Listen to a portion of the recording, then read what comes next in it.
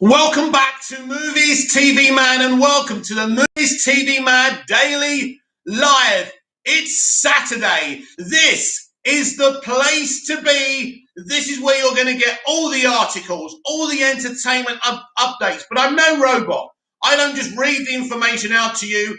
I give you a reaction. You will get real hardcore opinion here on Big Mouth. So welcome to the Big Mouth, not Big Mouth, not Big Mouth. I'm not Big Mouth anymore. Welcome to the Movies TV Mad Daily Live on Movies TV Mad, not Big Mouth. Welcome, welcome, welcome. So I want to say something. Ronnie Dodge, hi mate, what do you mean WB wins the war? We'll get there. Get there. Patience, Timothy, we're going to get there. Right. I want to say something. When you see, there's a lot of conversations at the moment about toxic fandoms. Let me explain something to you that you fans and you geeks and you nerds understand. When someone insults a film that you love, a song that you love, from a singer you love, or from a film that stars an actor you love, or a director, or your favorite franchise, it may be the MCU, it may be Rocky, it may be the DCEU. It's like someone is insulting your friends and your family, isn't it? It hurts. The other day, a critic, the only critic, to be honest, about Black Widow, was slaughtered because the MCU fans and stans are not used to that kind of thing. Now, they covered the other people who were lying about the film with love and affection. Thank you, you're amazing. Because they lied to you, because they told you what you wanted to hear and what the studio wanted to hear. But MCU fans, you've come hard at DCEU fans. The bullying and the stuff about the Martha thing in BVS, you came at us hard. And we were quiet. And we were quiet and we were quiet. And in the end, we formed a movement, a fandom, and we stood up. Then we became a bit toxic. And some of us, as we can see, and I don't like this element of the fandom either, became very big with the vitriol and the propaganda and the misinformation. You saw what happened when I read out Brad Curran's Screen Rant article about WB, if WB will be able to walk away from the Snyderverse ever, move on from it. You saw a lot of misinformation and a lot of propaganda that wasn't true because people are very defensive on what they stand and what they love.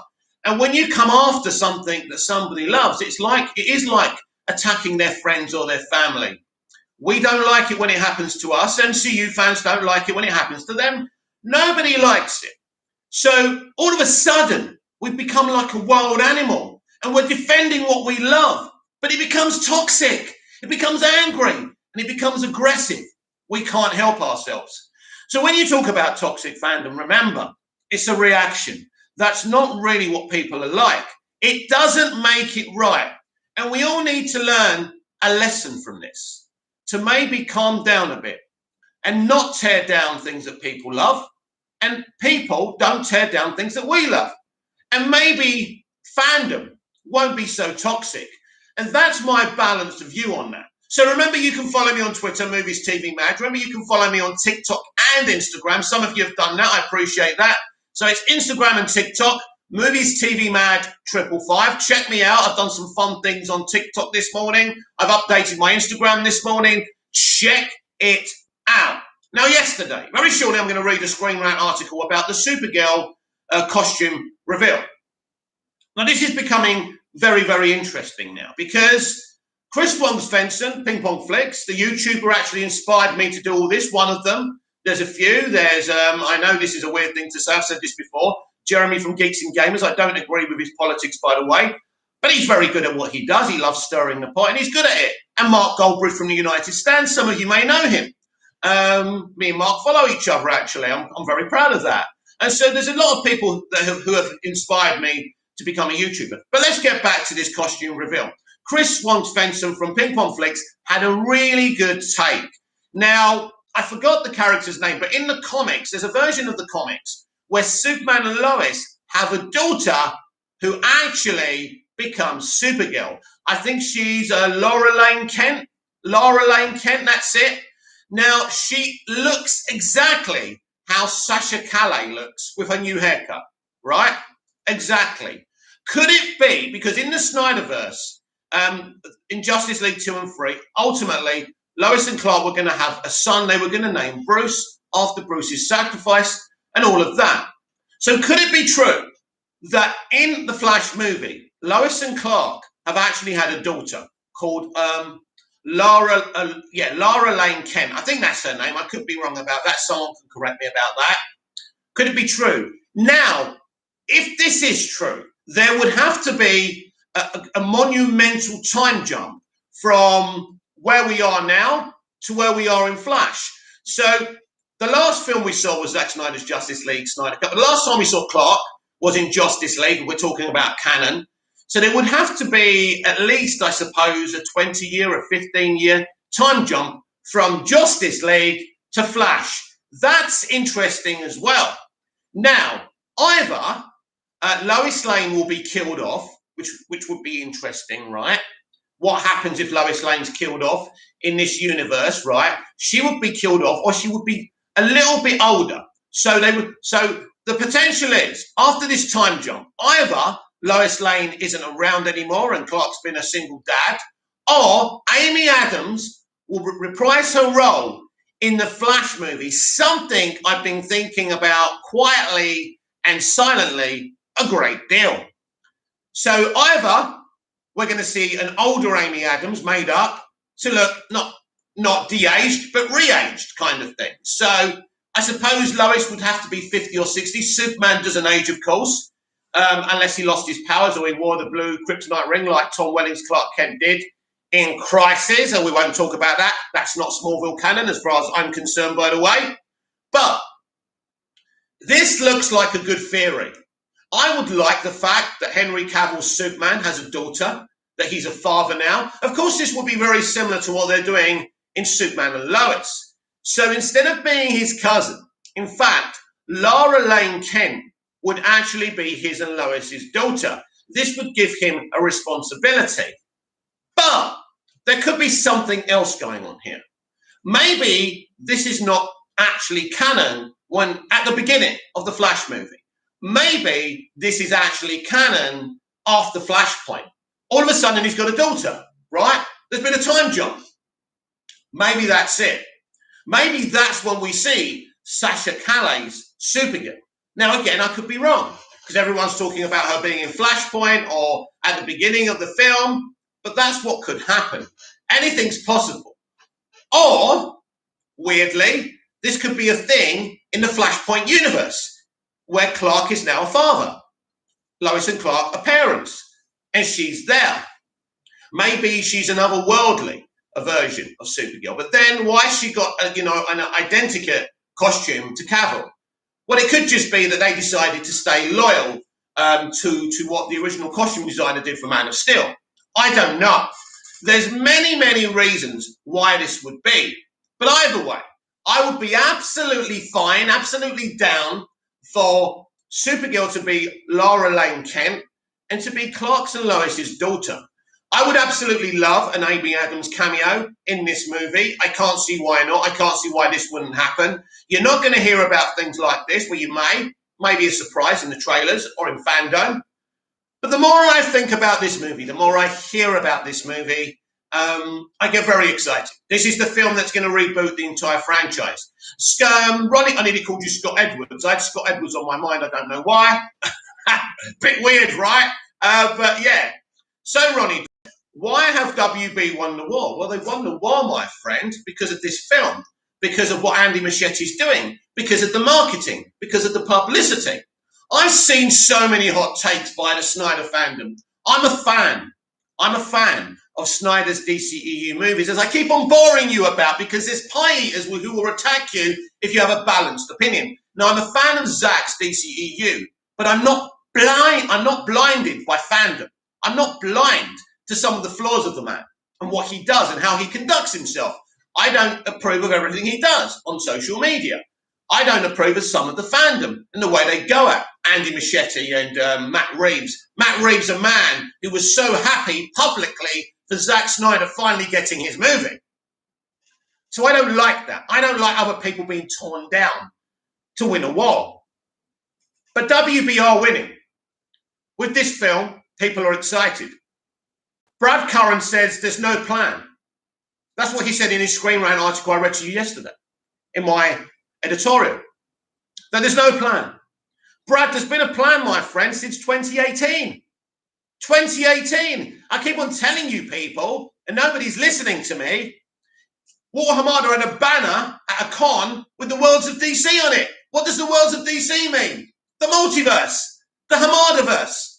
That's what it means. So WB have won this war. This will happen. Now we go to David Zaslav, the man that some people think can and will restore the Snyderverse, and maybe he will. But let's get one thing clear. The Hamadaverse, the Worlds of DC, the multiverse strategy, is a potential, an excuse to print money. What did he say when he was talking to investors and everyone the other day? They're going to be coming to us and making us money. All this guy talks about is making money. Do you really think if Flash and the Suicide Squad are successful, which they will be, by the way, he's just going to tear them down to please a certain fandom? Of course not. I understand you're all going to start unfollowing me and starting on me again. You can't handle a balanced opinion. I understand. I had 1,161 follows on Twitter this morning. It's gone down to 60. People just don't want to hear anything but their opinions being bandied about. If you're going to follow me, you're going to have to get used to me having a balanced opinion. And sometimes I might not have an opinion that you have. That's okay. And you can come in the comments and have a constructive argument with me. A constructive one. Not like what Hot Takes Tuesday did. He was trying to wind me up purposely. He did, and he got the finger, right? That's what happens. That's the kind of person I am. I'm an alpha male. Abraham Herrera, Snyder doesn't have haters. He's got tough lovers. Maybe Abraham. But it's all about balance, my friend. I stand that. DCEU. I am gutted that he lost his daughter. But at the end of the day, it doesn't mean I agree with everything he says and does or what some of the fans do. I read an article from Brad Curran that sums up some of these fans. Ray Fisher was fired, he said in the article. Ray Fisher was not fired from the Flash movie. Abraham Herrera, the Flash could be all right. I believe so, Abraham, and I think it's going to be more than all right. Andy Muschietti has got a great resume. He's very good. He's very clever. He's very good with actors, by the way. Actors love Andy Muschietti. But Ray Fisher was not fired from the Flash movie. Now, all you have to do is go back to his Twitter and look for this tweet. Now, you're all very good at screenshotting what people have said in the past. And do you know what? I don't mind if that's done to me, because we all say different things and have different opinions, then we change our minds. So you can't expose me. I can say whatever I want and then change my mind. That's the way it goes, right? I don't give a fuck what I've said in the past, right? It's okay. Even if I made the kind of jokes James Gunn made, don't care, right? But the point is, let me remind you of what Ray Fisher said. I will not partake in any production involving Walter Hamada. Now, Walter Hamada is the DC president. That means he partakes in every single DC thing, right? DC film, right? He's actually in partnership now with Greg Berlanti, who runs the television side, basically most of the television side. Those two are now working together because we're uniting Arrowverse. We're uniting the whole of the multiverse. Abraham, is Ray going to be in it then? No. As far as I know, Abraham, he won't be in it. He said, I refuse to partake in any production involving Walter Hamada unless he apologizes. Well, Walter Hamada is not going to apologize. Walter Hamada was just doing what the studio said. And if Ray had an ounce of intelligence, he wouldn't have made a personal battle with Walter Hamada when he's just working and echoing the company's emotions and sentiments. Any sane person, reasonable person would say that. Clearly, Ray Fisher isn't a sane, reasonable person, right? I backed what he was doing at first, but he was not fired from the Flash movie. Plain and simple. Now, people can go around and say that, oh, he was fired. He wasn't fired. Nobody fired him. In fact, they waited and they waited and they waited. He said, no, you've got to apologize. You've got to admit to your wrongdoing. Well, they weren't going to do that because they're Warner Brothers and they run the show and they're the gangsters and they can do what they want. When you own IPs, when you run a studio, you can do whatever you want. And it doesn't matter if you're butthurt about that. You can go up to an actress and say, I will end your career if you don't do what I want. That's the power that you wield. It happens every single day, every single take on a set. Because I've been on sets. I've seen it. Do you really think those bonus features where they're all saying they're a family are fucking true? Making a film, making a drama, shooting anything is so stressful. Do you think people don't lose their tempers with each other? Well, Ray Fisher doesn't seem to understand that. But I do. Abraham Herrera, I remember what he said, but it's such a shame because him and Ezra could have made it special. Do you know what? Every time I rewatch Grant Gusting's and Ezra's The Flash talk, and then at the end he goes, I told Ray this was possible. I told Cyborg. I told Victor this was possible, right? It makes me sad. But Ray Fisher went after them. Ray Fisher refused to be involved because he wanted them to chase after him and get an apology. This is not how the industry works, whether you like it or not. A studio doesn't run in a morally pure, sound way. It doesn't run to Ray Fisher's morals or our morals. That's the way it is. They wield the power. We don't. Well, we do actually. We do wield the power because we can take away the money. But we will never change how they do things. Abraham Herrera, yeah, he kind of messed up. I get it. He messed up, and he messed up for Zack as well. Now, I don't know if Zack was behind what Ray Fisher was doing, but that didn't help the situation of restoring the Snyderverse either. So that's what I meant, Ronnie Dodge.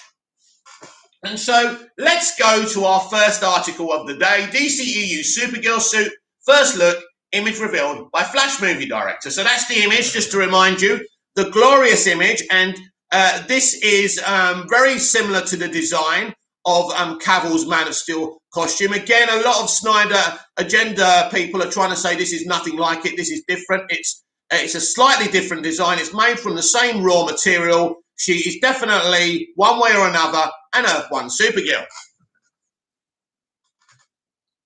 Ronnie Dodge, Ray Fisher just has a big ego, thinking he could take down WB. He's still threatening to do it. Let him carry on.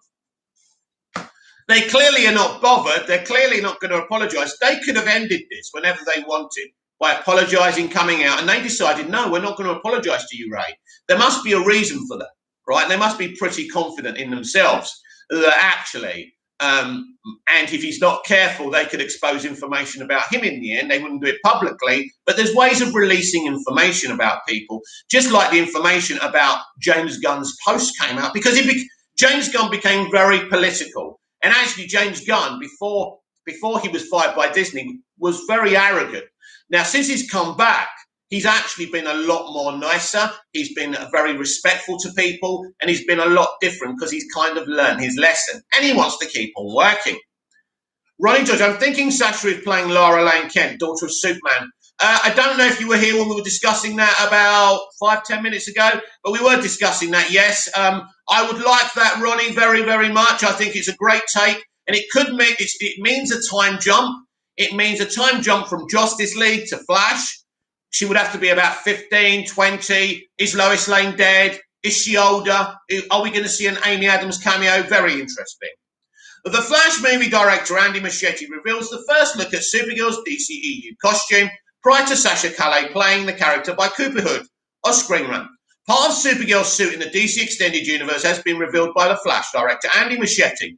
Warner Brothers and DC Films struggled to get a solo movie for Ezra Miller's Flash off the ground for years. It wasn't until Andy Muschietti came aboard that the Flash finally fell into place. The movie will bring a new take on the Flashpoint storyline and incorporate elements of the multiverse, but it also is set to include some incredibly important DC characters. The supporting cast for The Flash features the return of Ben Affleck as Batman for what is believed to be his DCEU swan song, not necessarily, and Kiersey Clemons as Iris West after her debut in Zack Snyder's Justice League. The movie will also utilize the multiverse to bring Michael Keaton back as Batman. One of the other major additions to the DCEU mythology that will come in The Flash is the debut of Supergirl. It was previously announced that Sasha Calle will play Supergirl in The Flash. Richie Mo, did you find out about the Joseph Campbell quote changing what it says now, Mick? I must admit, Richie, I'm going to be honest with you. I didn't notice it had changed. I'm actually looking at it now. So you're saying it's changed. I don't know what it says now, my friend.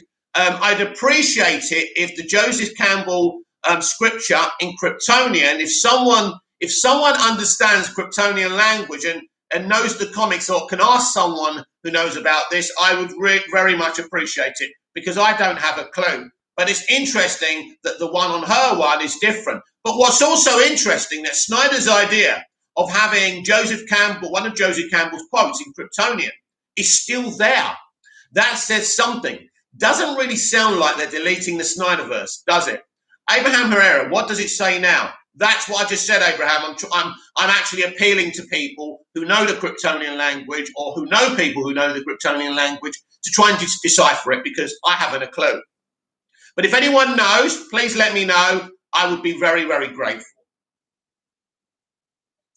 The continuity of using the same Kryptonian logo for Supergirl's suit that Superman has is something that will please plenty of fans. The Flash could have made some stylistic changes to differentiate Supergirl from Kal-El, but the movie keeping that continuity is important. This could mean that the Flash Supergirl is indeed the same one Zack Snyder's repeatedly teased in his movies. At the very least, it gives a clear visual connection between Supergirl and Superman.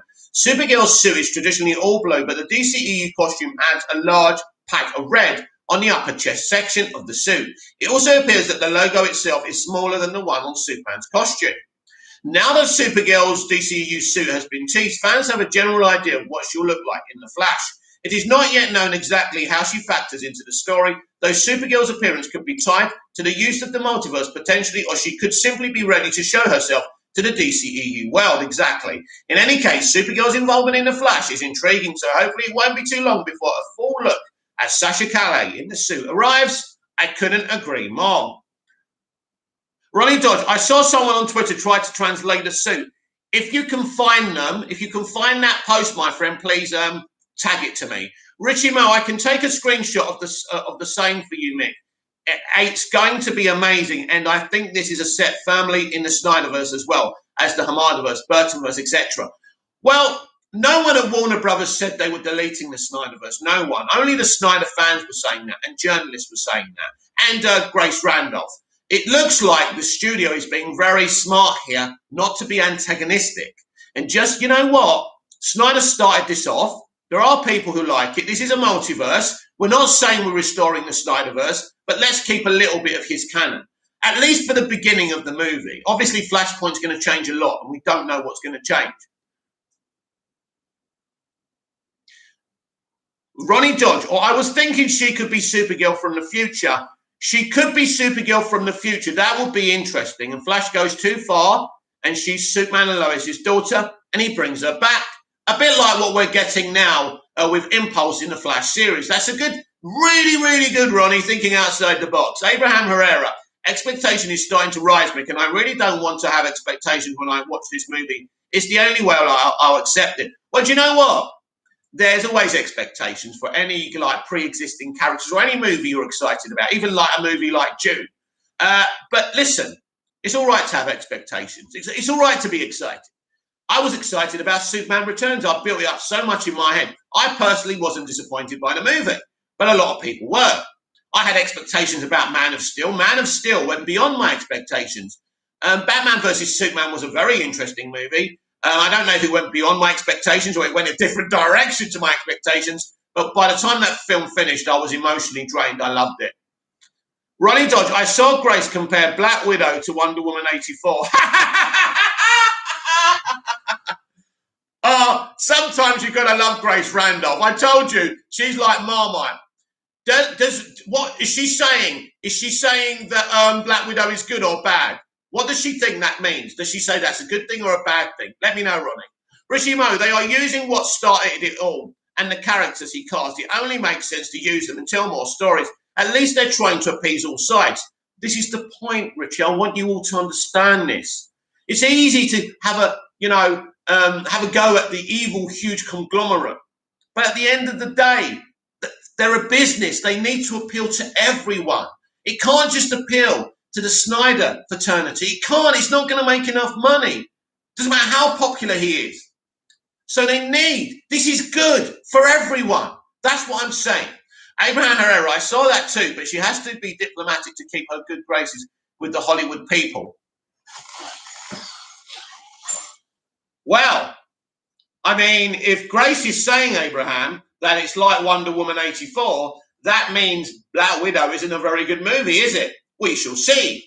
I know a lot of people are saying, even the shills, that the villain wasn't done very well. Taskmaster wasn't done very well, by the way. So that's interesting. So we'll see. We'll have to see the film and judge it for ourselves, of course. What else have I got for you this morning? This is actually going very, very well. I'm not slurring my words. I'm on form today. You're on form today. This is really good. Sometimes I'm just not on form and I apologise. Today's so far, but the longer this goes, the more I'll stop. But we will carry on.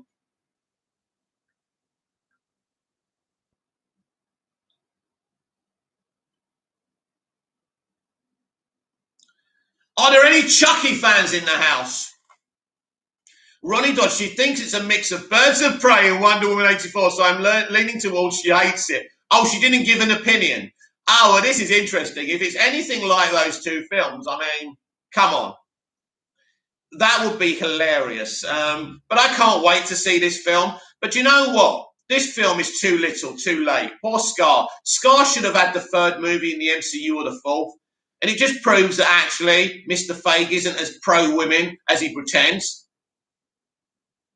Abraham Herrera, she did compare, but was positive about it.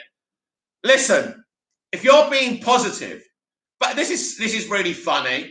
If you're being positive about a movie and comparing it to two of the worst superhero films, in my opinion, not a universal opinion, but my opinion, two of the worst superhero films even made, I'm putting them below Superman 4, The Quest for Peace. That's my opinion. Because at least Superman 4 tried to have interesting commentary on nuclear disarmament.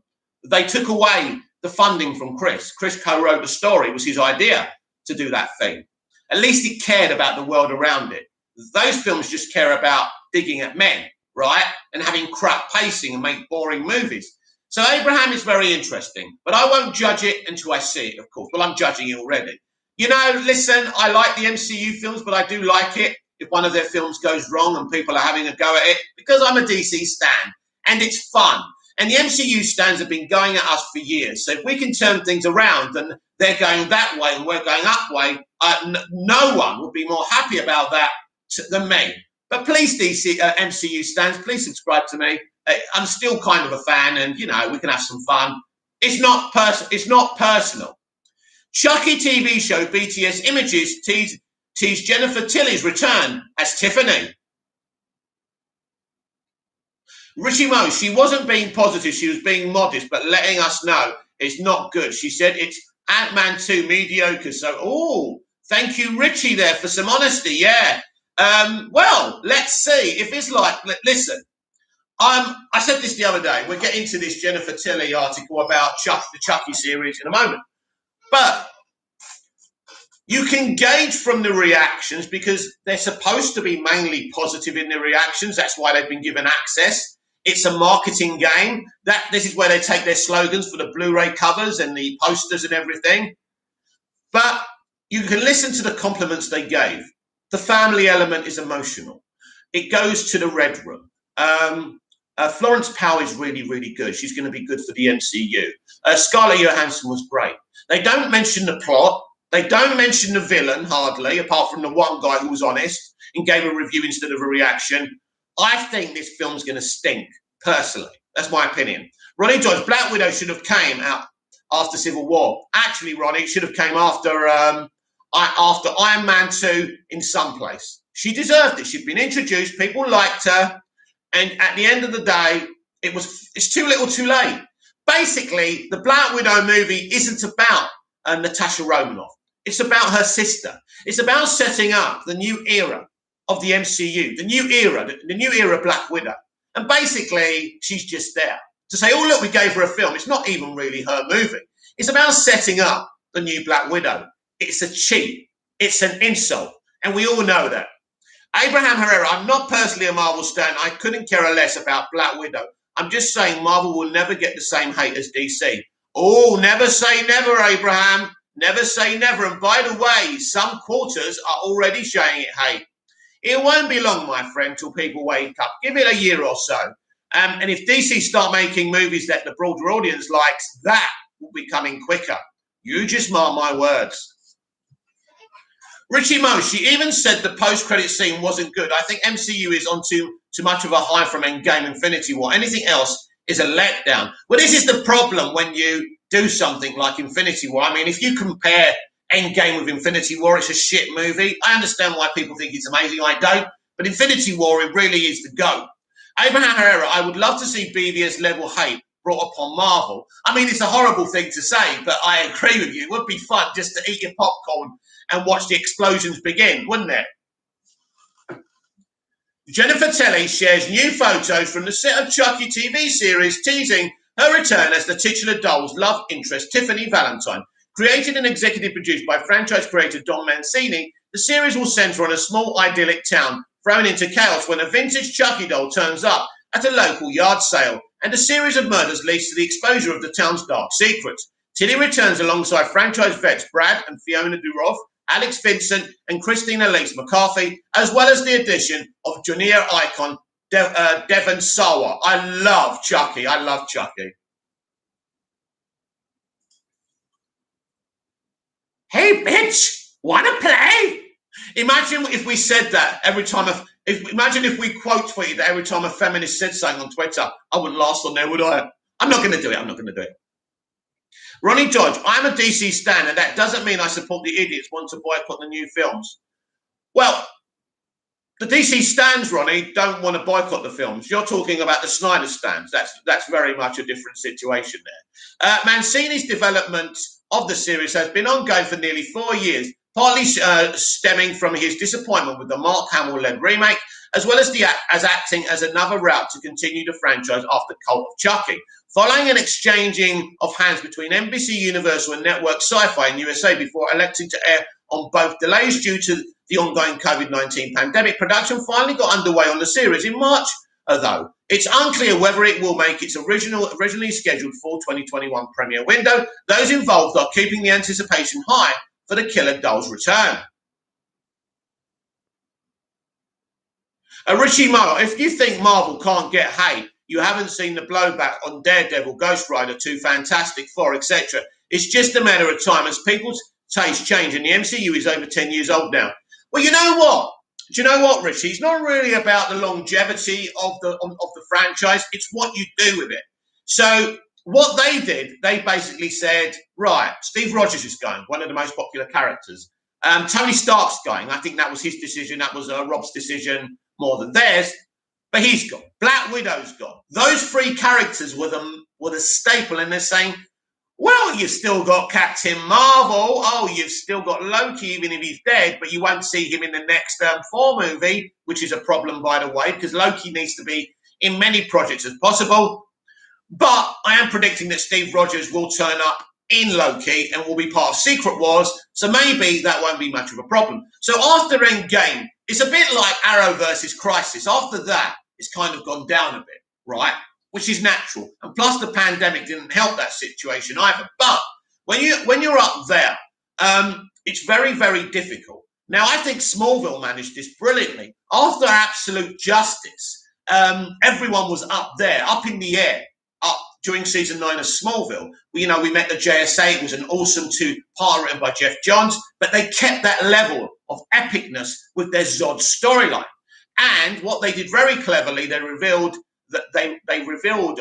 Tess Mercer as Agent Mercer, which was all done in Absolute Justice, and they kept the level of that secret being revealed. So Smallville were very clever. This is why I'm really happy there's a lot of Smallville alums from behind the scenes involved in Stargirl. And I think this was very smart by Jeff Johns. But the issue with the MCU now is one thing. They've decided to go very extremist, very alt-left. That's one thing, right? And they keep on boring on about representation and inclusion. That's just going to put people off. Do the inclusion. Stop boring on about it. People don't want to know. There's that. And something like Eternals, if you do it the way the creator did from the comics, it's going to be awesome. If that film's like that from his vision, but it's not going to be. is going to be some watered down piece of shit. And people are going to start getting bored of the jokes and not really going anywhere. The difference is with the DCEU, even though it's not a very good franchise in terms of connectivity, as I said before, the DCEU films are better than the MCU films, and a lot of them, not all of them, of course. And Marvel's a better interconnected franchise, but it doesn't have as good of films as Man of Steel, BVS. I'd even put Suicide Squad in there. And Wonder Woman is one of the best CVMs ever made. There's Shazam, there's Aquaman. I think they're all superior to anything the MCU have done thus far, apart from The Winter Soldier and Infinity War. They're the things that they can say, well, we did get those films. And I'd say, okay, well, they're just as good as the best of the DCEU. But slowly but surely, as these kids get older, people are start going to get bored of all of this if you've got nothing to offer. Now, the first phase was very exciting, but this is a slow burn. Kang the Conqueror is their villain for the next few phases. So if he's done well, then people will be excited, as they was for Thanos. The exciting thing is about Thanos, he's collecting the gems. And there's an arc, and there's post-credit scenes, and there's teasers. How are they going to tease this villain will be very interesting. So I'm not saying it's a foregone conclusion that people are going to hate the MCU, but they've got to be careful because there is a come down after Endgame. Abraham Herrera, that's because DC ages like wine. Well, it's interesting. Let's not forget that a DC movie is the inspiration for the entire MCU. Superman the movie is Kevin Feige's inspiration to how he constructs every movie. The verisimilitude thing that Dick Donner used, he has it there as well. He's pretty much obsessed with Superman the movie. He's actually quite a big DC admirer, Kevin Feige. I know he goes to the films. I know he takes one of his kids to all the films, DC films. He's actually a big fan, and he was obsessed with BVS. Actually, Feige loved BVS. That's why he did Civil War. I can tell you that much. He's a bit of a Snyder stan himself. So we'll see if Zach ever gets to the MCU. I don't think he would because he's a bit of a problematic, isn't he? Because he wants to do his own thing. Abraham Herrera, that's because, oh no. Ronnie Dodge, 6 likes and 2 dislikes. Whoever you upset, Mick, lol. I can't wait to see if I've still got 858 subscribers or if a couple have unfollowed me. This is the problem. You can't discuss things in a balanced way. If you stand someone, you're supposed to be blinded by them. Well, I stand Zach's DCEU, but I'm not blinded by his faults either. And he has pluses and he has negatives. And if you can't handle, if you ain't adult enough to listen to balanced takes, you can't be part of this future million subscriber platform because this is where we're heading for, everyone. And my loyal subjects who stick with me are going to be on top of the game with me, while the other little snowflakes are looking up above, watching other people who will be failures soon. Ronnie Dodger, still at 8:58, mate. Awesome. Let's see how long that lasts for. Abraham Herrera, even Infinity and Endgame have a similar arc to Zach's planned JL movies, true? Even the 5 years later part. That is true, actually, yeah. It does seem they had some spy in the camp, or maybe it's just a coincidence. Who knows? Right. With a few months of shooting behind her, Tilly took to Instagram to share a couple of photos from the set of the series, teasing the return of Tiffany sporting the iconic blonde hairstyle seen in prior films, namely Cult of Chucky. The murderous character is back for more mayhem. Check out Tilly's BTS image below. So there's the great Jennifer Tilly getting ready for the Chucky series, which I'm really, really excited about. And there she is again. Any Chucky fans in the house? The images may not offer much in the way of teasers about what fans can expect from Tiffany's return, but just the sight of the character should be enough to entice them nonetheless. While Seed of Chucky certainly saw a mixed reception from fans, Tilly's turn as Tiffany has found plenty of praise since her debut in 1998's Bride of Chucky. Mancini's slow burn approach to a building legacy story with his direct-to-video sequels slowly introducing characters from past films helped long-time viewers of the series forgive their low-budget sensibilities and appreciate the writer-director's bigger goals for the story.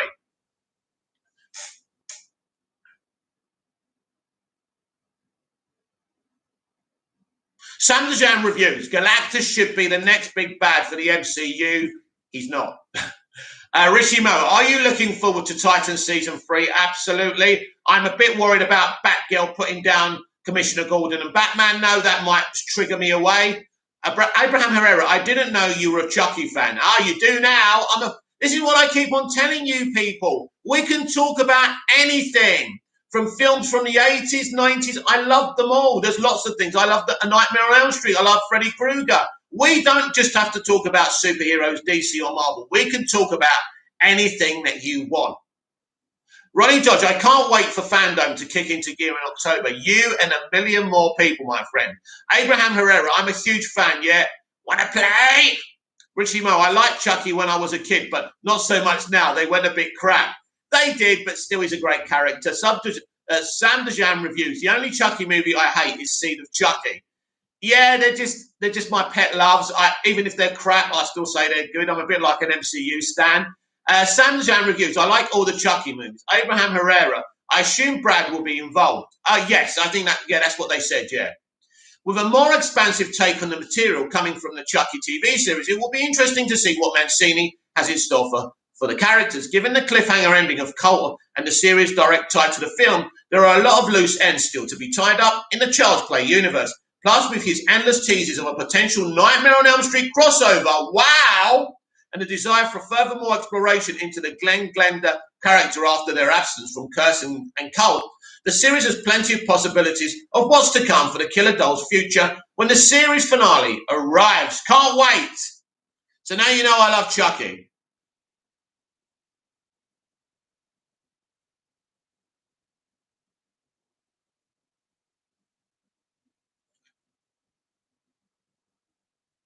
Abraham Herrera, that ending was kind of cool, I have to admit. It really was, wasn't it? It really was.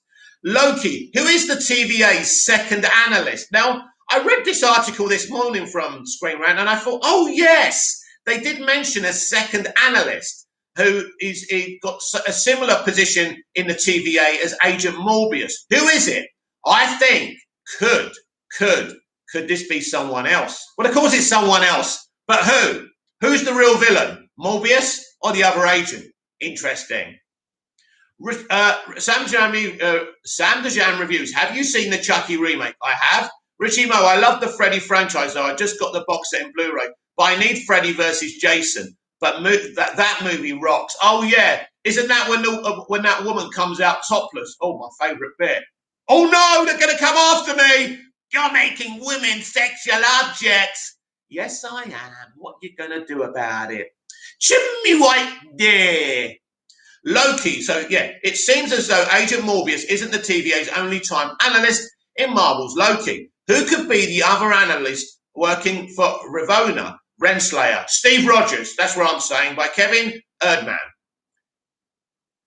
Who is the second analyst working for the TVA in Marvel's Loki? It looks like Owen Wilson's Agent Morbius is not the only one tasked with tracking down dangerous variants in violation of the Timekeeper's sacred timeline. When visiting Judge Ravonna's Renslayer office, it's revealed that she has another analyst working for her, though their identity has yet to be revealed in the new MCU series. Who could this other mysterious analyst be? And now might they affect they affect future episodes of Loki's adventures through the timeline? Thus far in Marvel's Loki, the variant god of mischief was arrested by the Time Variance Authority for his use of the Space Stone in 2012.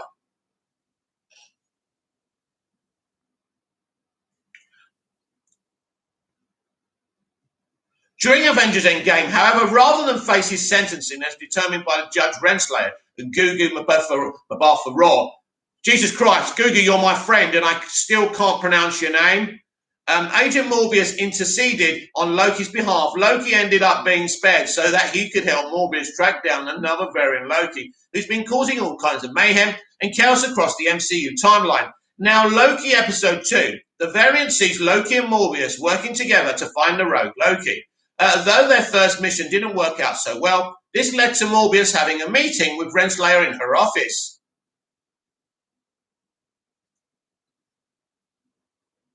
Richie Mo, did you see Mangold's Twitter beef with someone slagging Indy 5 off? It's hilarious, proper sarcastic British wit. I loved it. I didn't see it, but I know the fandom menace are very angry with him about it. I have been blocked by Mangold because of something he said about Snyder quite a few months ago. He said Zack wanted to move on before the Snyder Cut was released. I knew that not to be true. I quote tweeted him politely. He blocked me. I was probably in a blockchain. Who cares? I'll still watch your movie, mate. It's probably going to suck, but maybe it'll be great. Let's find out. Abraham Herrera, in my opinion, Child's Play is a trilogy. The rest I consider spin-offs. Although 3 was kind of weak, it was full of fun and kept the tone of the first 2 in a way. 90s vibe, exactly. Abraham Herrera, Mangold got my respect after Logan. Yeah, it's one film, but his other Wolverine film was a piece of shit as far as I'm concerned. So basically, he's done one good film, and I mean, it's good. He's made one good film. That's awesome, but it doesn't make him a great, a great auteur, a great movie director. He's made one good one. Brilliant. Let's see what he does with Indiana Jones, because that's even more important and vital. It's here in this office meeting where Renslayer mentions that Morbius is not the only analyst she was working for her. Furthermore, it appears as though Morbius has never met them. However, they certainly seem to be effective and capable, as Morbius notes that some of the trophies adorning Ravona's shelves aren't from cases he conducted. Let's say that again. Of Ravona's shelves aren't from cases he conducted. So who is the mysterious other analyst? An exciting possibility could be that it's the time-traveling Kang the Conqueror. I don't think so, because he's got people working for him. A bait, possibly a version before he becomes a villain, maybe. In Marvel Comics, Renslayer and Kang share a romantic connection. Oh, that's a good point, actually, though. So it's not out of the realm of possibilities to suggest that an early version of Kang could be her analyst on the side, as Morbius refers to them in the episode. Richie Mo, we all knew that the Snyder Cut was real, and Zack posting on Vero constantly about it didn't make sense, that Zack should move on. Glad you called him out, mate. Well, I was very polite, Richie. I am to a point. I have my limits, but yeah, I just said, listen, if you go over to Vero, you will see that Zack's not moving on at all, and obviously, I don't think maybe I was blocked. Listen, these people are used to people falling at their fucking feet, and when someone's direct and honest with them, they don't like it. Mr. H reviews. He was saying some shit about something. I exposed that shit. Didn't like it. He blocked me. I've unsubscribed from his YouTube channel. It's the end. No, mate, I won't be watching your independent fucking movies because they suck. And all you're trying to do is make money out of your subscribers, and you're a fucking disgrace. Simple as that. If Kang is indeed the second analyst, it stands to reason that Loki could potentially become a backdoor origin story before the villain's already confirmed appearance in Ant-Man and the Wasp: Quantumania. However, another intriguing possibility is that Renslayer's other analyst could be a variant of Morbius himself, pulled from a branched timeline and recruited into the TVA like Loki, without either Morbius knowing the other exists. Intentionally keep apart and secret from one another. Interestingly enough, when Morbius sets his drink down, let's say that again. When Morbius sets his drink down and is chastised by Ravonna for not using a coaster, he defends himself by saying that the water rings on the table were already there. Though Renslayer counters that, they all come from him over time. While this could simply be a fun jab at Morbius' minor carelessness, it could also be a hint that his variant self is just as careless as well. But could it be that one of these versions of Morbius is the villain of the show? While some may be worried that this could be another Monica Rambeau engineered friend situation where there wasn't actually any kind of major reveal fans were hoping for in Marvel's WandaVision, there certainly seems to be more mystery and intentional setup happening here in Marvel's Loki. The odds are much better that a significant reveal will happen down the line. As the series continues, whoever the second analyst ends up being, it seems likely the fans will see them soon potentially being brought in to help Morbius and Loki solve the case and catch the variant. New episodes of Marvel's Loki release every Wednesday. As we know, everything's about Wednesdays now. Wednesdays used to be my day off.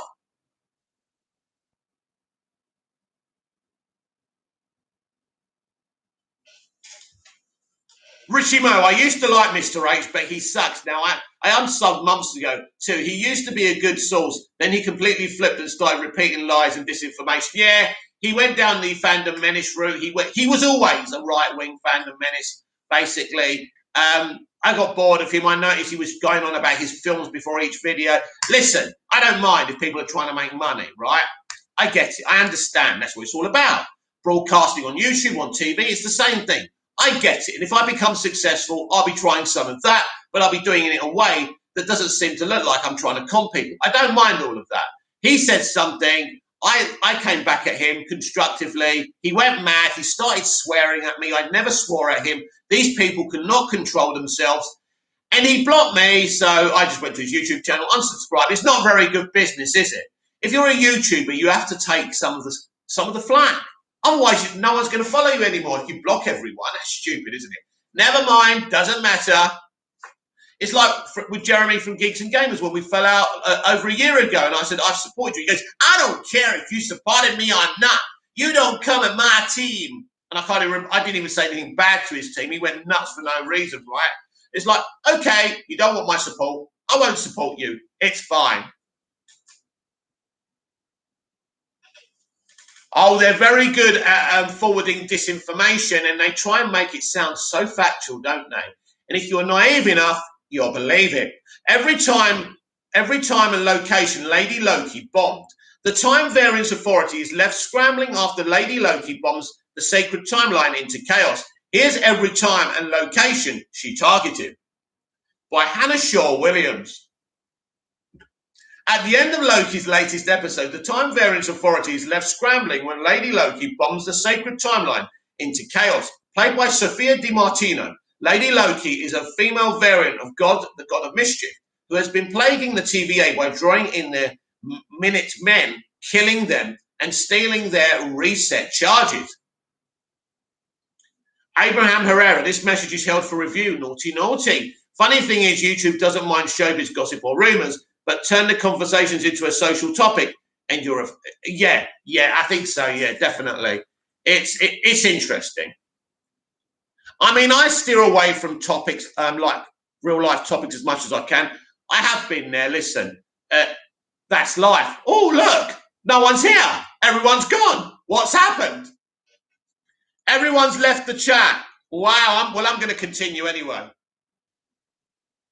Used to shut down rogue timelines. The reset charges prune the affected radius of a branch timeline, allowing time to heal all its wounds. According to the official TVA wording, in Loki's rather more blunt wording, they disintegrate everything in their vicinity. After collecting dozens, right, start again. In Loki's rather more blunt wording, they disintegrate everything in their vicinity. After collecting dozens of these reset charges, Lady Loki finally reveals her true plan when she scatters them across time and space, effectively bombing the sacred timeline and creating the kind of chaotic multiverse that the TVA was supposed to prevent.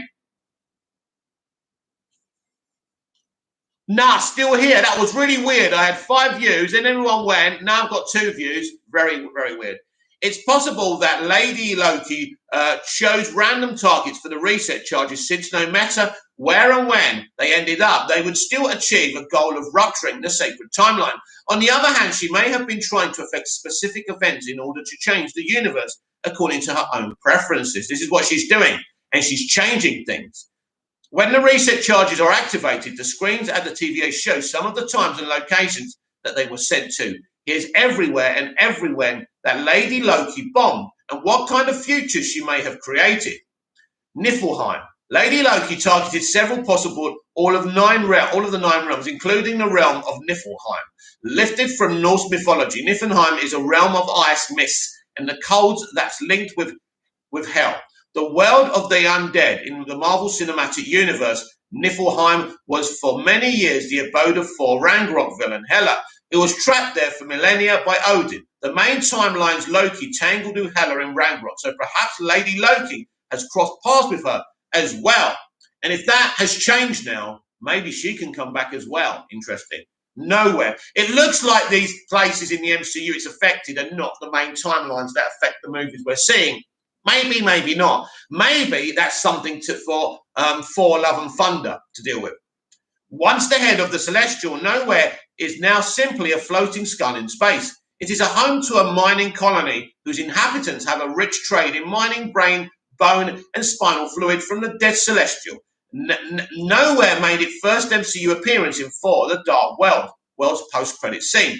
When Sif and Valstag handed over the Reality Stone to the Collector for safekeeping, it was more thoroughly explored in Guardians of the Galaxy when the Guardians sought out the Collector in order to sell the Power Stone to him. Lady Loki may have been targeting one of these Infinity Stones, or she could have been interested in one of many other valuable items and creatures in the Collector's possession. Vormir. A barren planet bathed in purple light, Vormir was the only place where the Soul Stone could be found.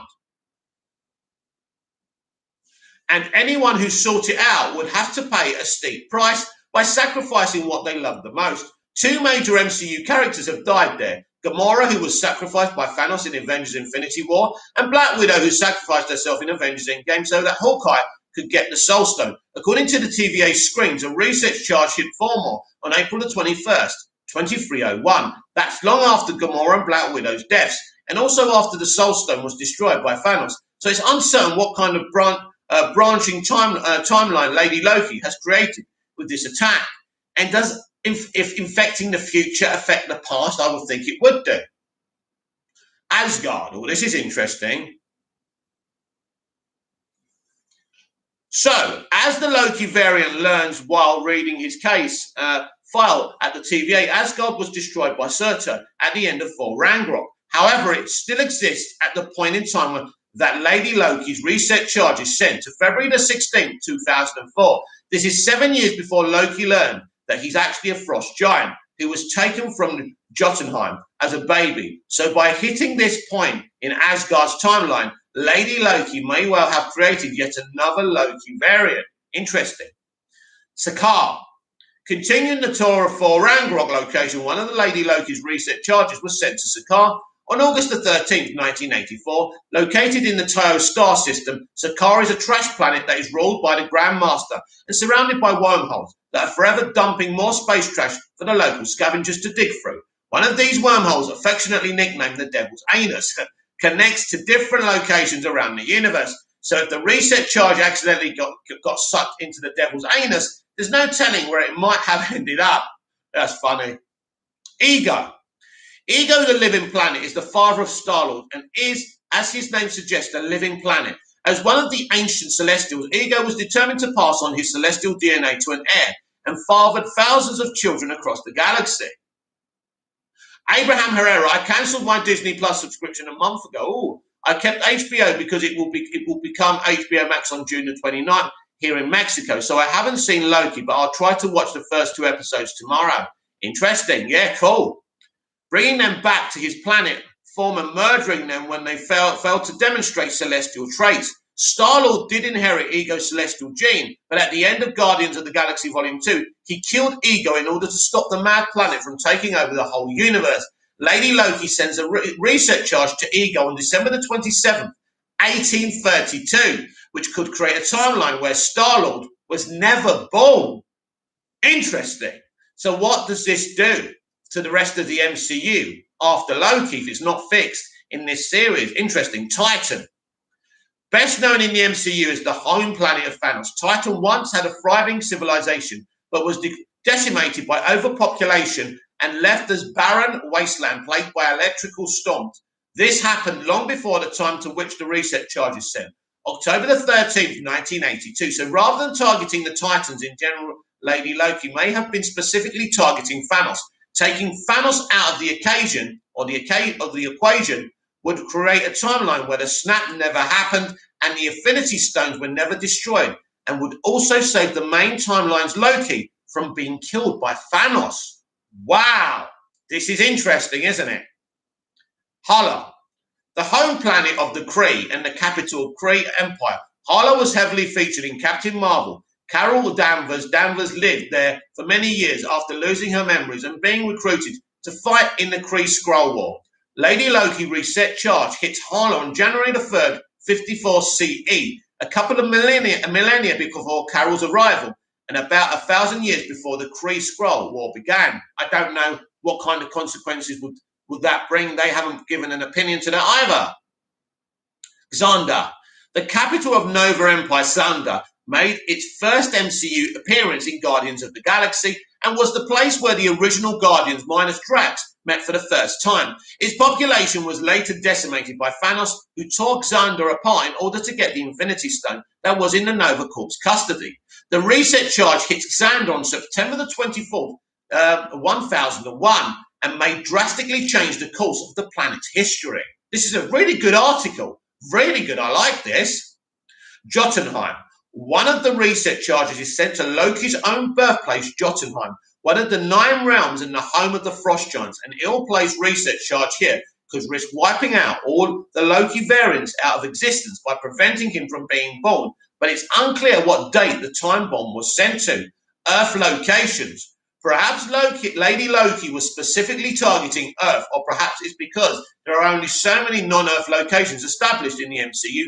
Most of the places that appear on the TVA screens are on Earth. There's a preference for major cities like New York, Rome, and Tokyo, but there doesn't appear to be any particular significance to the date, which supports the theory that Lady Loki is just trying to create random chaos. Here's every Earth-based location that the TVA screens shows being hit by the reset charge. I don't think this is about chaos.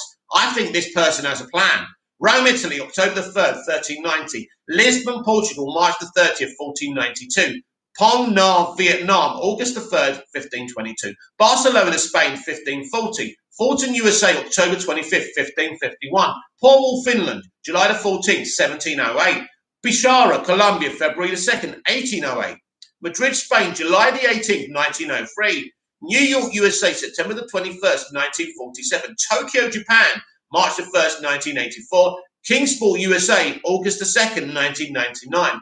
Cookville, USA, November the 22nd, 1999. Beijing, China, November the 23rd, 2005. Dartford, England. Wow, Dartford, England, my old home, 2006. That's the end of the article, but it's very, very interesting.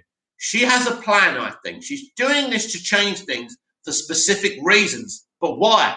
Keep on watching Loki every Wednesday on Disney+. And I can't wait to continue watching it either. I love the MCU. I'm not a stan or anything, but I do enjoy continue watching it. I will be honest. But I like the banter with the MCU fans as well. So it's all good. Right. Who's looking forward to Batman The Long Halloween? Because we have an article here from Screen Rant. Batman The Long Halloween. Let's have a swig of this first, please. Batman The Long Halloween was delayed due to Matt Reeves' film. The animated Batman The Long Halloween 2-part film adaptation was delayed due to the development of Matt Reeves' The Batman film by Grant Hermans of Screen Rant. The animated Batman The Long Halloween 2-part film adaptation was delayed due to the development of Matt Reeves' The Batman film, based on Jeff Loeb's classic storyline. I love Jeff. He was very highly involved in the development of Smallville as well in the early days. He did a great job, really did. Always in the writer's room as well. So a lot of time for Jeff.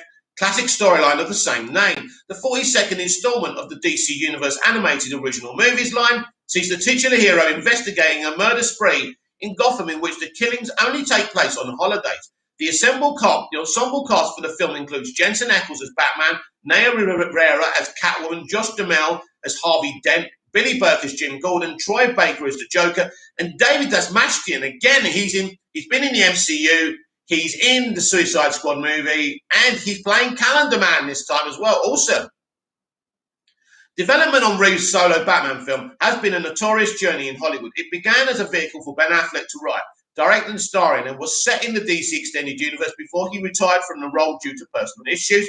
Upon Reeves signing on to direct and write the project, the film eventually morphed into a story that exists outside the DCEU, centered on a younger version of Batman played by Robert Pattinson. Though a multitude of villains were cast for the film, the first teaser did confirm the central antagonist would be Paul Dano's The Riddler. But apparently another approach was being toyed with by Reeves during the development.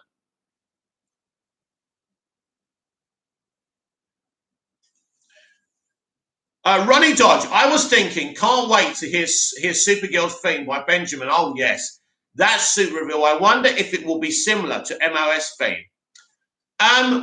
You see, I like Helen Slater's Supergirl theme, but these days, these people, they would say that's too feminine and they wouldn't like that. They would like it to be a little bit more masculine. or in the middle of both. So I think you will find a slightly Hans Zimmer type of theme there, with little hints of that music, but something of its own as well, Ronnie. Very exciting.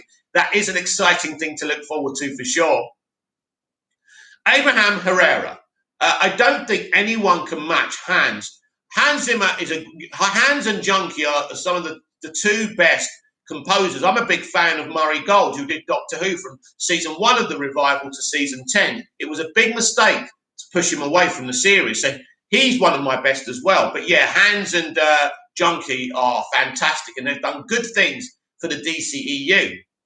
While chatting with Cinema Blend for the forthcoming release of The Long Halloween first installment, Sibines and producer Butch Lukic revealed that both films have been in development for a few years. However, the team behind them was forced to change up their plans when a potential conflict arose with Reeves' first outing for The Dark Knight. See what Lukic revealed below.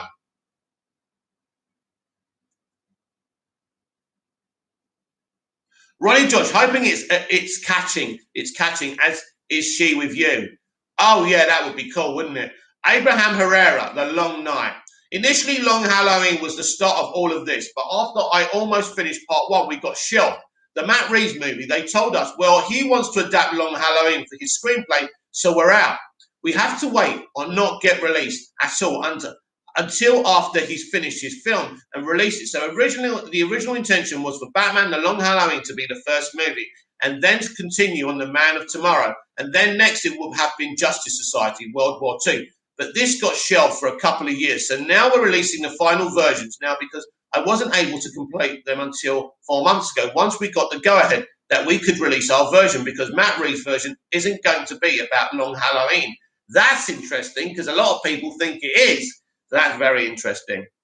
Unlike Marvel Studios and the Marvel Cinematic Universe, Warner Brothers has taken a different approach to adapting some of the most iconic DC Comics storylines with their animated efforts. While it has led to some fantastic adaptations like Year One and The Man of Tomorrow, it does make sense that such a conflict could arise between the live action and the animated worlds, given how long the latest solo Batman film has taken to get off the ground. Between a prolonged development and COVID-19 hampered production, it's understandable the studio would want to give a narrative priority to it over the animation department. That's true, but the DC animation is also as important.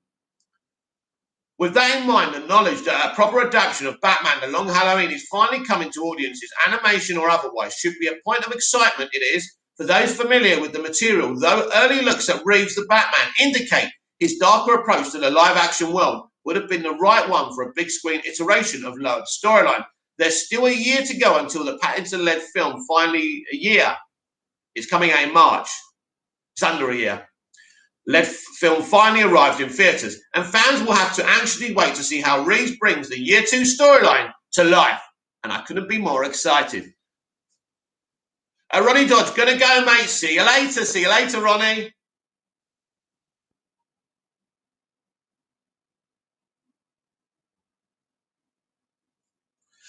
This is an article about Nafali Emmanuel. I kind of know her. We have a love-hate relationship. I love her, and she hates me.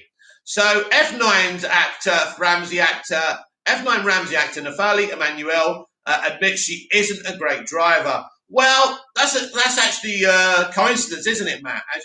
As you know, I can't drive. I failed 3 tests, and I still can't drive. And I take a cab everywhere.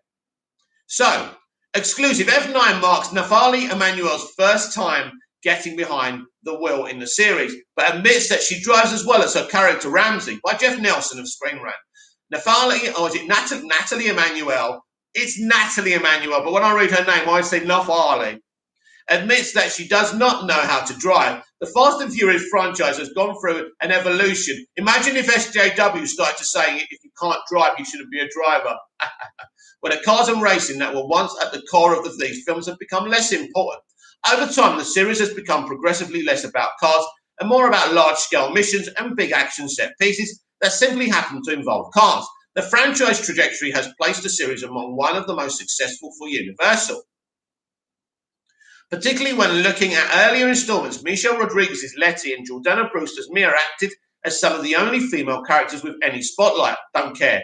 Over the course of multiple sequels, women have had more of an impact on the story. Don't care.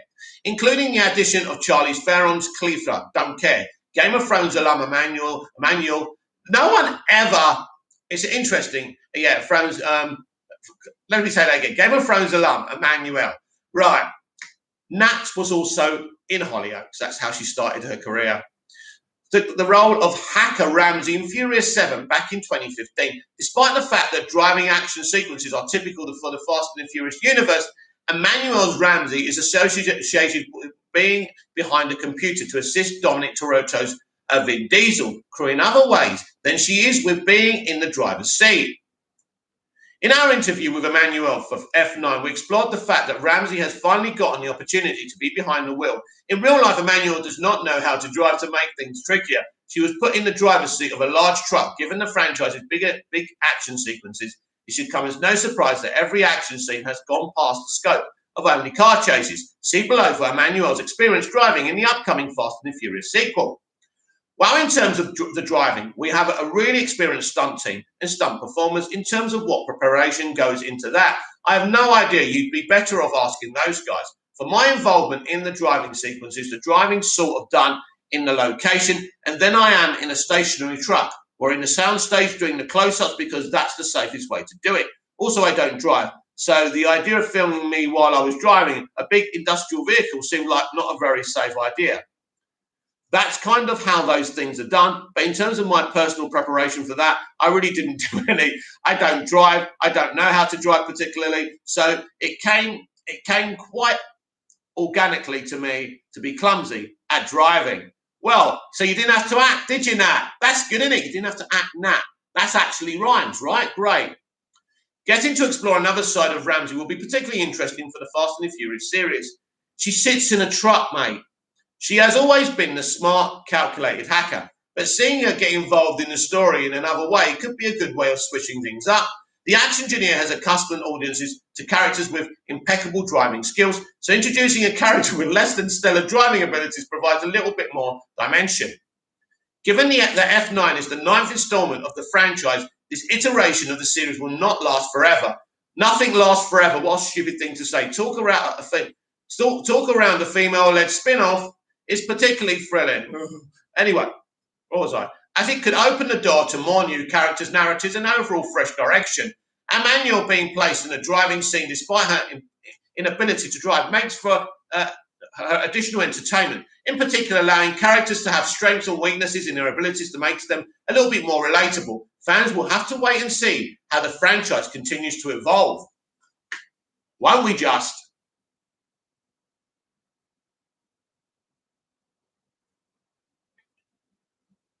Jensen Ackles was surprised DC cast him as Batman in The Long Halloween. Jensen Ackles will be taking the role of Bruce Wayne in the animated film Batman, The Long Halloween, but his casting came as a surprise by Rick Stevenson of Screen Rant. Jensen Ackles will be voicing Batman in the upcoming 2-part DC animated film Batman The Long Halloween, but the former Supernatural star says he was surprised to land the part. Many different actors have brought their own unique spin to the Caped Crusader over the decades, both via voiceover as well as in live action movies and shows.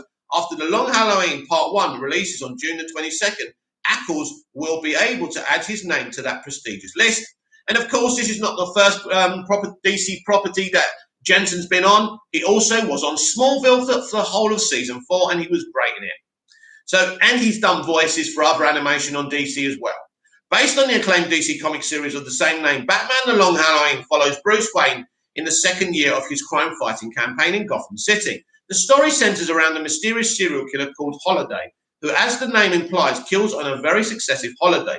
The Long Halloween has been incredibly influential for modern Batman adaptations, including Christopher Nolan's The Dark Knight, which features a similar plot lines about a Gotham mob war and a three-way team-up between Batman, Jim Gordon, and Harvey Dent.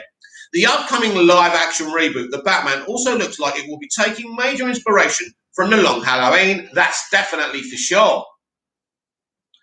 From what's been shown in the trailers, Ackles is already doing a stellar job in his first turn as the Dark Knight, but he was apparently as surprised as anyone to learn of his casting. According to an interview with EW, Ackles previously voiced Jason Todd in the critically acclaimed animated feature Batman Under the Red Hood. So when he got a call about a new project, he assumed he'd be playing that same character again. Read Ackles' full quote below. I come from a previous film where I voiced Red Hood, so when I got the call for this, I assumed I would be reprising that role into whatever story these guys were adapting. But when I realised I'd gotten the upgrade, I don't think they even got the whole word Batman out. They were like Bat, and I was like, yes! Love it. I love the enthusiasm. Always great when you read actors being enthusiastic. And obviously, who doesn't want to play Batman? In reality, Ackles' jump from Red Hood to Batman makes a lot of sense. His previous performance was widely praised by critics and fans, and he was the same kind of baritone gruffness that all-time Batman greats like Kevin Conroy have possessed. DC constantly changes up the voice actors for its major characters from one animated project to another, but it could be exciting if Ackles were to become the lead voice for Bruce Wayne for the next few years. Post-Supernatural, Ackles seems to be diving deep into the ever-growing superhero genre. In addition to his vocal role as Batman, he'll be playing original superhero Soldier Boy on Amazon's massively popular series The Boys. The star isn't entirely a stranger to the genre, of course, as his character of Dean Winchester was basically Constantine-esque superhero by the end of Supernatural. For both old fans and new, it should be fun to see Ackles stretch outside the role that made him famous and try on some new characters. Say that again. Made him famous and try on some new characters. His Bruce Wayne debut will come on June the 22nd when Batman The Long Halloween Part 1 releases. And I can't wait. I've pre-ordered that on both platforms, Prime and physical media. Always do that with all my DC stuff because I'm a DC stan. So there.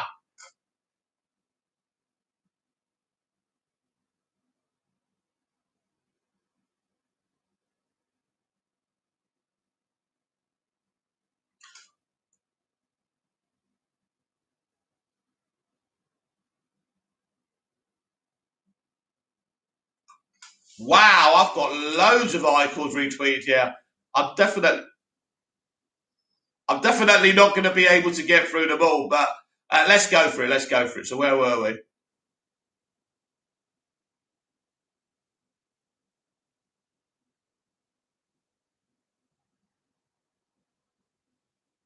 Here we are. Let's go. This is a Walking Dead update. The Walking Dead Season 11 synopsis teases what's next for Alexandria. AMC has released a synopsis for The Walking Dead's 11th and final season, teasing what's next for the Alexandria community and survivors by Molly Fesser of Screen Rant. AMC releases the synopsis for The Walking Dead Season 11, teasing what's to come for Alexandria. Based on Robert Kirkman's graphic novel, the long-running post-apocalyptic series has shocked fans with cliffhangers and fan-favourite character deaths since its debut nearly 10 years ago on AMC. Though its ratings have dwindled in the last couple of seasons, the series has remained a top program for AMC. Its popularity has led to an after show called The Talking Dead, two spin-off series, Fear the Walking Dead and The Walking Dead World Beyond, as well as its upcoming Daryl and Carol spin-off and anthology series Tales of the Walking Dead. Additionally, a trio of upcoming Walking Dead movies will centre around Rick Grimes, Andy Lincoln, another friend of mine. Absolutely love this guy, and I've really missed him on The Walking Dead. The long-delayed Walking Dead Season 10 finally aired on AMC in October after its premiere was pushed back in April due to the coronavirus pandemic. Episode 16 was intended to air a week after Episode 15, but production was brought to a halt, and AMC decided to expand Season 10 with 6 additional episodes, which began airing back in February and concluded in April with a final bonus episode, Here's Negan, What an Episode, which treated fans to a Negan origin story. The 11th and final season of The Walking Dead is set to release in August 2021 and will adapt issues 175 to 193 of the comics as the central group encounters the network communities known as the Commonwealth. Now, AMC has released a synopsis for the final season. AMC has shared what's next for Alexandria and the group of survivors in the synopsis for the 11th and final season via Bloody Disgusting. Season 11, which premieres on August the 22nd, 2021, will see the group pick up the pieces following the war with the Whisperers. With an increasing number of residents, Alexandria must find a way to feed all the people while attempting to restore the town. Read the new synopsis for Season 11 below.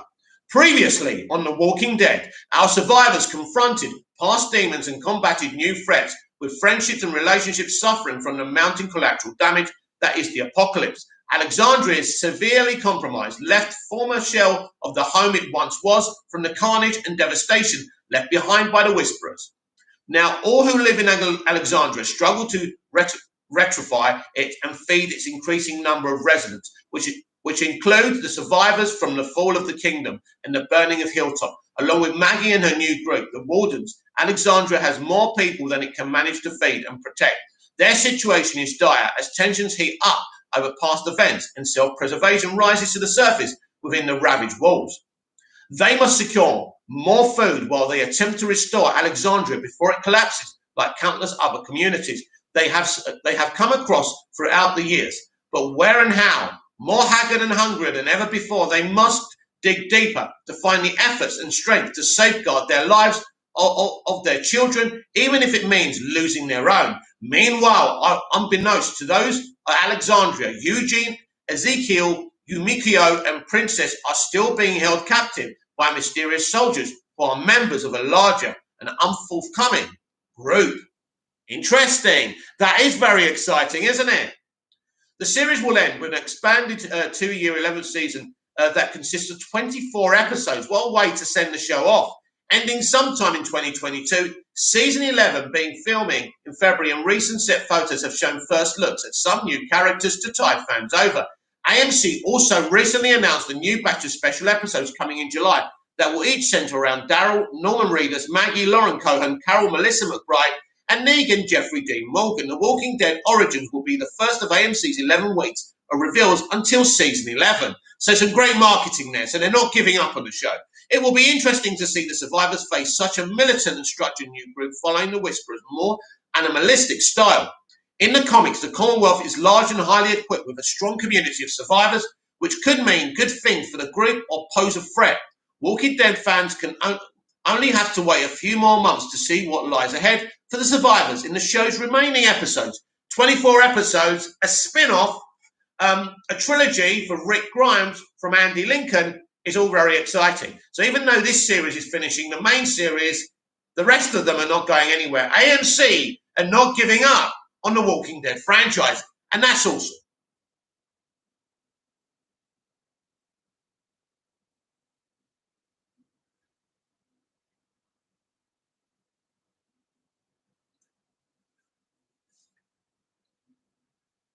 Spider-Man and Harley Keener's first team-up revealed by Marvel. Spider-Man and Iron Man 3's Harley Keener just had their first ever team-up in the pages of Marvel Comics in a new preview for Web of Spider-Man by Liam McGuire, a screenwriter. In order to stop a hologram version of the Green Goblin, Spider-Man and Iron Man 3's Harley Keener are teaming up with the other brilliant students of Tony Stark's Web program. In a new preview for Web of Spider-Man 2, two of Stark's protégés are forced to band together to fight a projection of one of Marvel's great villains. Earlier this month, Marvel Comics introduced Harley Keener to comic canon for the first time ever, originally debuting in Iron Man 3, played by Ty Simpkins. Keener was a young kid who helped the down-and-out Tony Stark with his inventive skills. Keener also appeared in Avengers Endgame at Stark's funeral. Oh, yes, so he did. In the new Web of Spider-Man comic, Keener joined Lunella Lafati and Squirrel Girl among the gifted students as part of Stark's Web program, where they could work on the engineering experiments and tech. Immediately, Keener and Spider-Man sparred over who was Stark's true mentee, but had to put aside their differences to fight an evil hologram. In Marvel's new preview of Web of Spider-Man 2 by Kevin Schnick, I'm not going to read that final name, Rochelle Rosenberg and Travis Lunham, Peter Parker, Keener Luna, Squirrel Girl, Gnome, and Spider-Bot deal with a virus in the form of holograms. Based on some of Marvel's greatest villains, the holograms channel their energy into one single villain, the Green Goblin. The hologram shows some serious strength, knocking Spider-Man across the room. The powerful construct seems to be too much for the teens, as it can even speak, but the group decides the best strategy to take it down is to fight together. Good idea. And there's some pictures here, if you want to see them. So that's one. That's beautiful, isn't it? I love this artwork. I don't know how you feel about this, or one of you. Although there'll be other people watching this video, and that's available for you. This is the Movies TV Mag Daily. It's not just meant to be consumed live. It's meant actually to be consumed as an editorial as well. But it's your daily updates, which is important. Here's another picture, if you can check that out. I love this. This is brilliant. Some great artwork. I don't know who did the artwork, but kudos to you, my friend.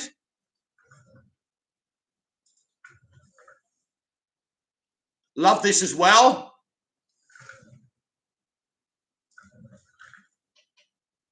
Pretty awesome, right?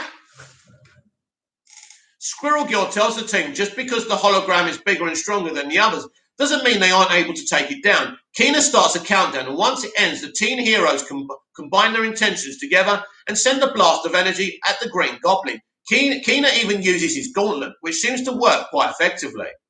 Here's another picture. Brilliant from the comic. Very interested in this, actually. I might give it a look. The preview doesn't reveal if Spider-Man, Kina, and the rest of the young heroes are successful, of course they are, in taking down the Green Goblin, but considering it's their first team-up, it wouldn't be surprising if this was the turning point for the youngsters in finally working together.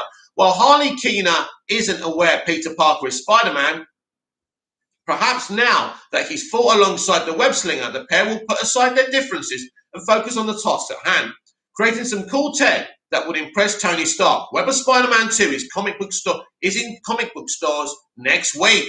Yeah, that's interesting that they put the young character from Iron Man 3 in this. I think he's probably one of the best things from the movie, along with Guy Pearce. Yeah, so I'm interested in reading that. So that will be available next week if you're interested. So we have an update on some new names on the Walk of Fame. 2022 Hollywood Walk of Fame stars include Michael B. Jordan, Jason Momoa, and more. The Hollywood Walk of Fame gives Francis Ford Coppola and Carrie Fisher stars alongside newer big names like Jason Momoa and Michael B. Jordan. Hang on a minute. You telling me Francis Ford Coppola is only just getting a star on the Walk of Fame and Carrie Fisher? This is ridiculous. By Jeff Nelson of Screen Rant. The list of entertainment professionals getting a star placed on the Hollywood Walk of Fame for the class of 2022 has been announced. The Hollywood Chamber of Commerce is the organization that selects who is chosen to receive this honor. While the sidewalks containing the stars are maintained by the Hollywood Historic Trust, the Hollywood Walk of Fame has become one of the most visited tourist destination locations in the area, as visitors go check out the stars belonging to some of the most recognizable names in the world. I reckon they just take bribes from the people, then put their names on it. It wouldn't surprise me. Typical Hollywood, right? The Walk of Fame can be found around Hollywood Boulevard and Vine Street. I know I've been there. In Los Angeles, the categories of entertainment covered are film, television, live performance, radio recording, and sports, with the film category representing the largest number of stars. When an individual is selected to receive a star, they pay, there you go, is it 50 grand or 50? No, it must be 50 grand, a $50,000 fee, and are able to schedule an event for the occasion. So they have to pay for it. I was right. They have to bribe this organisation to get their name on the Walk of Fame. Hilarious. Listen to this. When an individual is selected to receive a star, they pay $50,000 fee and are able to schedule an event for the occasion. Wow. They're bribing someone just to get their name on this Walk of Fame. Pretty much, isn't it? It's hilarious. I told you before I read it. The official Hollywood Walk of Fame website announced the selections that have been made for the upcoming class of 2022. No dates have been announced regarding when the star ceremonies will take place. Typically, these events are not announced until 10 days before they are set to occur. See below for the full list of entertainment professionals receiving a star in their respective categories. Motion Pictures, Francis Ford Coppola, Macaulay Culkin, William Dafoe, Salma Hayek. She paid for that. James Hong, Helen Hunt, Michael B. Jordan, Regina King, Ray Liotta, definitely. Ewan McGregor, yeah. Adam McKay, Jason Momoa, yeah, definitely. Tessa Thompson, so she bribed for that.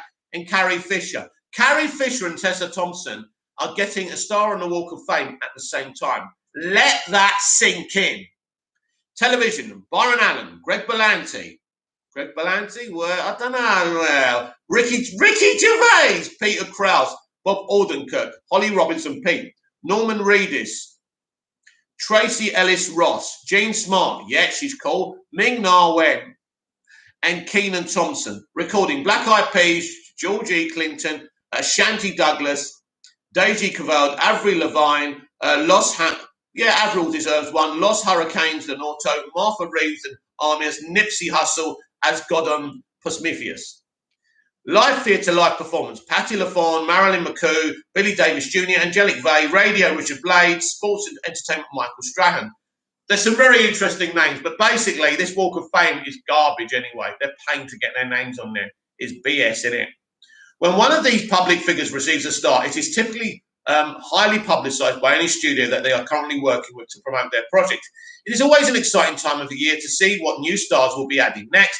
Coppola finally receiving a star is long overdue, yet, and seeing Fisher have the honour after her passing in 2016 will warm the hearts of many people around the world. While Momoa and Jordan are much earlier in their careers, so they paid earlier, they will certainly continue to add value to this achievement. The film category alone includes some other big names that are exciting to see, such as Dafoe, who deserves it, Hayek, who doesn't, Hunt, King, and McGregor. Every year, many folks online are upset that their favourite stars did not receive this honour, while some renowned celebrities do not receive a star until their old age or sometimes after their death. Some young talents are provided with the honour perhaps a bit too soon. Some of the newer names seem to be a bit premature, although they may be inducted for their anticipated career trajectory. For those bummed out not to see their favourite celebrity listed, the Hollywood Walk of Fame accepts nominations from the public as long as they can get their manager's permission. You know what, I'd like to go back there, because I went to see it when I first went to Hollywood and spent 6 months there. I'd like to go back there now and kind of point to the names of the women that I slept with. Wouldn't that be fun? Oh, I'm going to do it. I'm going to go back there and take a picture. And maybe I'll just post it on Twitter when I come back home. That'd be hilarious, right? No, but it'd be funny to me, right? I've got a twisted sense of humour.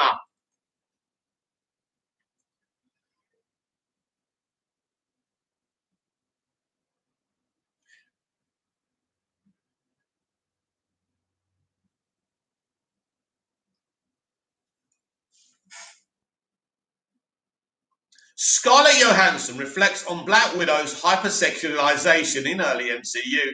Scarlett Johansson reflects on Black Widow's oversexualization in early MCU films and an evolution of portraying heroines in a more positive light. Let's just read the quote. Let's not go through it all. Wow, this is a long one. All of that is related to that move away from the kind of hypersexualization of this character. And I mean, you look back at Iron Man 2, and while it was really fun and it had a lot of great moments in it, the character is so sexualized, you know, really talked about like she's a piece of something, like a possession or a thing or whatever, like a piece of arse. Really, and Tony even refers to her as something like that at one point.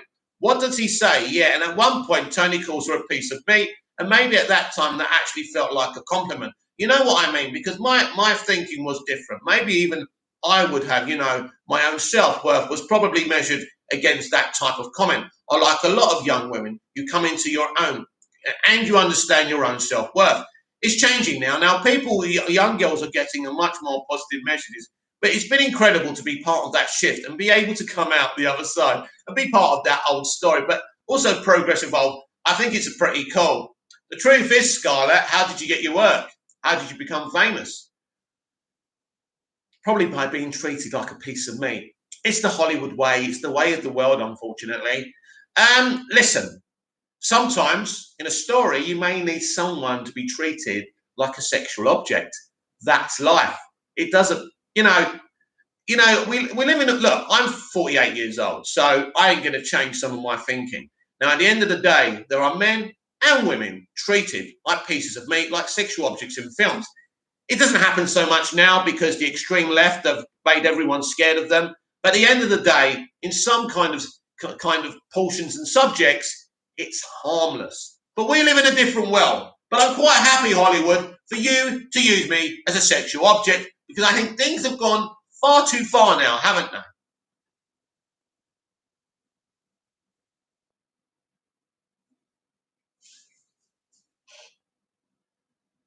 Sebastian Stan shares a sweet story of doing Civil War fight scenes with Chadwick Boseman, the late Chadwick Boseman. Sebastian Stan remembers the late Chadwick Boseman with sweet stories of time filming fight scenes for Captain America Civil War by Rachel Utowoski of Screen Rant. Sebastian Stan recently remembered Chadwick Boseman with stories of their experiences together while filming Captain America Civil War. So let's get the quote from here. I mean, just like thinking about it now with the whole Chadwick Boseman thing, it's just so crazy with him. I was always really enamored because I remember on that Civil War movie we met and he had come in and he was new and it's sort of the introduction of his character. And I was like, oh my God, this guy's going to blow everyone away. You know what I mean? There was such a commitment and dedication to everything he was doing. It was just so crazy. And we had a lot of these fight sequences. And I remember being terrified of going into those scenes with him. And we went for it. We really went for it because I was like, okay, he's really showing up. I got to stand tall. I got to show up. And then afterwards, we would just do these little fist bumps, like, cool, we're good. Then after we shot, I spent some time, a little bit, when we would tease each other on the press tours, and we would be laughing. It was really cool. And I just, in my head, I'd always hoped that there was just going to be more. So it's just crazy to even wrap my mind around the idea of being in any world without him there. I just can't even imagine it really in my mind. But obviously, I always felt like in my little scene at the end of Black Panther, I was always like, oh, I'm a part of the war. I'm a part of that movie. It felt so good, that little scene.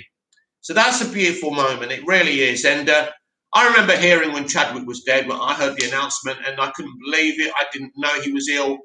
And it was tragic for his real people in his real life. That's most important. But we lost a very, very special actor. We lost our Black Panther. And he will never be forgotten, and people can go back and watch his performances in Black Panther and in Civil War and in, I think, definitely, was he in Infinity War? He was definitely in Endgame, wasn't he? So a great actor, a great young man who people still look up to today, and his death was an absolute tragedy. And some wonderful thoughts and emotions and memories from Sebastian Stan there. Fantastic.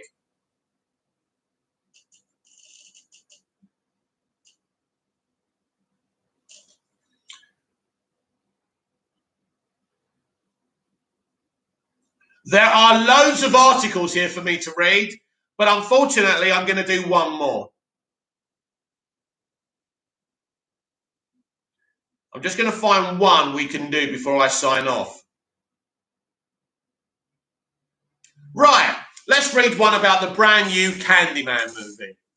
This is going to be the final one. What I do is I retweet loads of Screen Rant articles to read to you every morning for our entertainment updates, ones that are relevant to updating you so you're up to date with everything.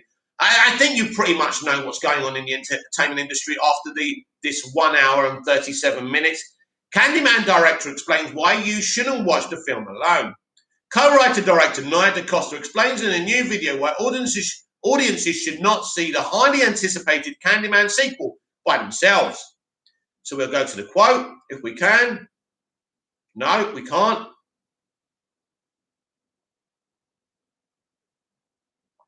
So let's have a look.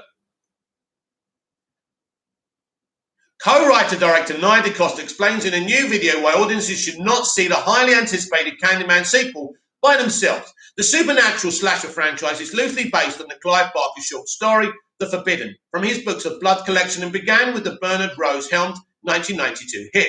Though only encompassing 3 released films thus far, Tony Todd's portrayal of the titular malevolent spirit is widely considered to be one of the most iconic characters in the horror genre. Following the critically lambasted third installment of Day of the Dead, the Candyman franchise lay dormant until it was announced in 2018 Jordan Peele would be producing a new film with Monkey Paw production partner Win Rosenfeld. What could possibly go wrong?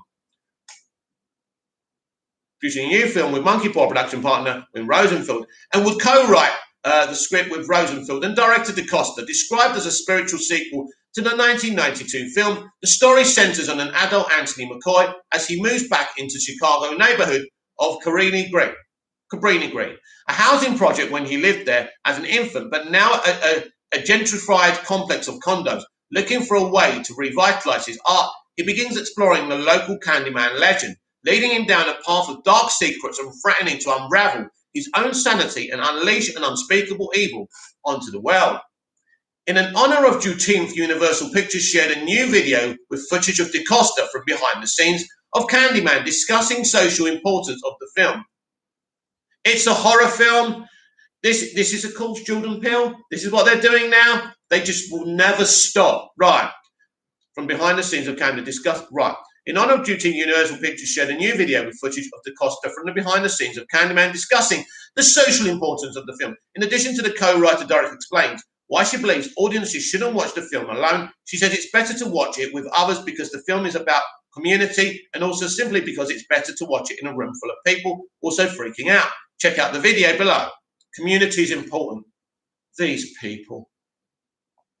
Looking back at the original Candyman film, one can find it more than a general slasher film. It attempted to explore themes of race, here we go again, and historical memory of a time when a few Janir films dared to do so. To hear DaCosta's thoughts on the matter and how she channeled it all into the new film are indicative of the right voice bringing this character and franchise back to life. But it's also her comments on why audiences shouldn't choose to watch the film alone that is sure to build anticipation even further for it. Though seeing a movie in theatres can sometimes necessitate dealing with a talkative crowds of crying infants, there's no denying that horror films are some of the best experience in theatres. The first trailers for Candyman have not only indicated a thoughtful approach to the material, but one that could rival the original. Nothing made today will rival any material made in the past where people actually focused in, nuance, in great storytelling, in great entertainment.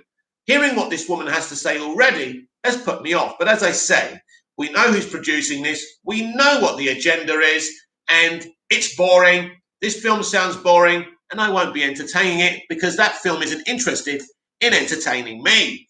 So everyone, we come to a very sad climax. It's the end of the Movies TV Mad Daily Live. We have updated you. I've given you my hot take about Zack Snyder and the potential of Supergirl being Cavill's Superman daughter.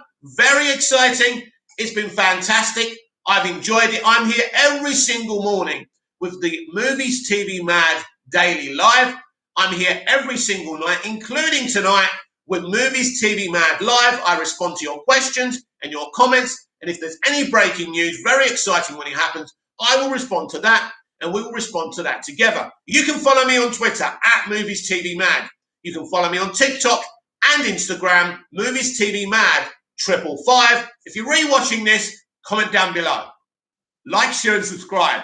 And don't forget, we'll see each other again tonight, 6:30 p.m. UK time. Check your local times. Until then, goodbye. And after all this, if I've got the energy, I might do an editorial video about something. Maybe. Until then, see you later. See you tonight. Bye-bye.